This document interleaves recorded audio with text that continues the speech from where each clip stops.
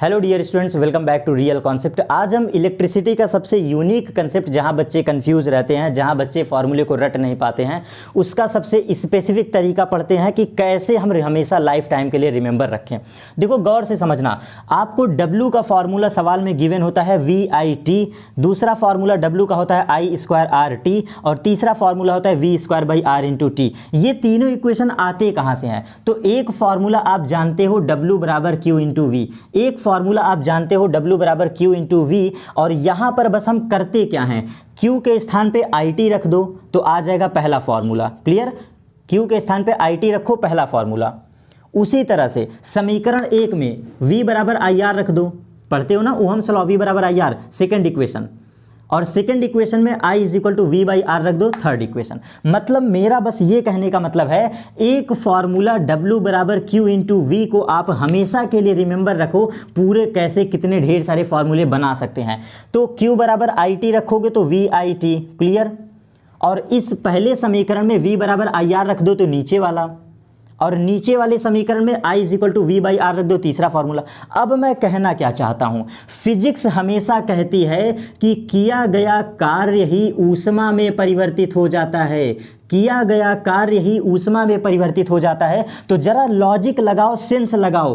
कार्य का मात्रक होता है जूल और ऊष्मा का मात्रक होता है कैलोरी। ऐसा क्या ट्रिक बनाएं कि जूल को बदल दे कैलोरी में, उससे हमको ऊष्मा आ जाएगा कि नहीं? क्योंकि आपसे पूछता है किसी तार की ऊष्मा बताओ, हीटिंग इफेक्ट बताओ, तो इसका फॉर्मूला भी आप पढ़ते हैं, 1 जूल बराबर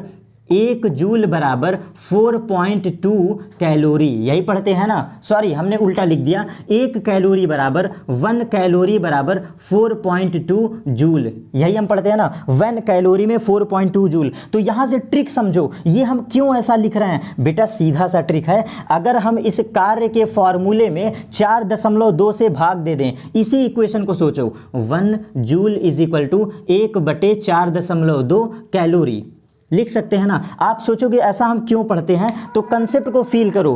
कार्य से ऊष्मा निकालना है तो मात्रक बदलोगे कि नहीं, जूल से कैलोरी, खुद सोचो।